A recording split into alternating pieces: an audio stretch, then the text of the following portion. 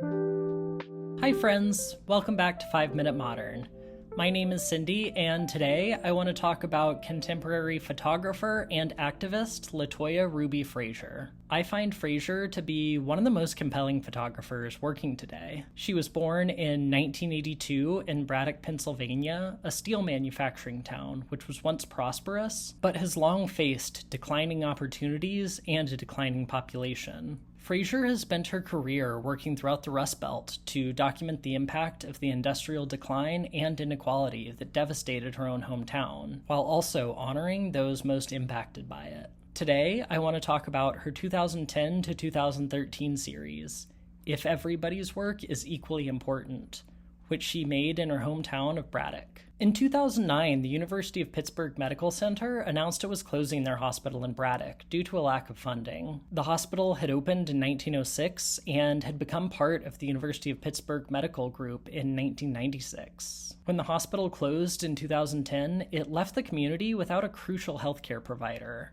The hospital was also the largest employer in Braddock, and its closure worsened an existing dearth of employment opportunities. Frazier knew firsthand how important the hospital was. Her grandmother Ruby had died there after a battle with cancer just 9 months before the hospital announced that it would close. Braddock's then mayor and current Pennsylvania Senator John Fetterman tried to revitalize Braddock by launching a gentrification effort and forming a partnership with the denim company Levi Strauss Co. In exchange for a $1 million donation to a community center, Levi's was allowed to use Braddock as a backdrop for an advertising campaign. The campaign featured billboards, print and TV advertisements, and an 11-part film series produced with IFC Films and the Sundance Channel. Ads from the campaign featured slogans like, "Everybody's work is equally important," and the brand's catchphrase, "Go forth."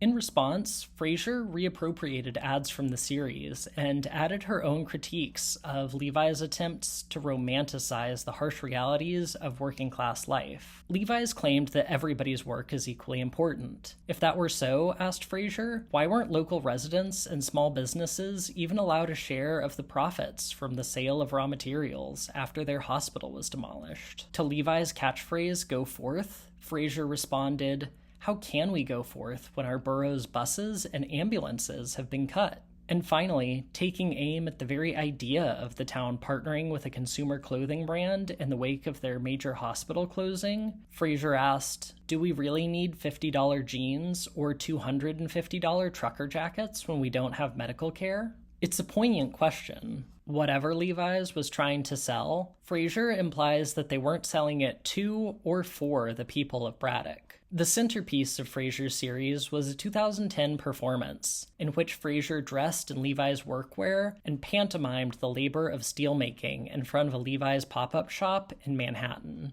Frazier continued the performance for an hour as the workwear was gradually shredded by her movements. As writer Delphine Sims noted, it's not easy to destroy denim workwear which is designed to be durable, using only one's body and the pavement. The performance was a grueling act of physical endurance by Frazier, in which she put her own body on the line, just as black steelworkers had been asked to do during the decades when Braddock was a major steel manufacturing town. Sims further noted that as the denim disintegrated into fragments of lint, it polluted the street and air, serving as a metaphor for the toxic byproducts of steel production, which have long polluted Braddock.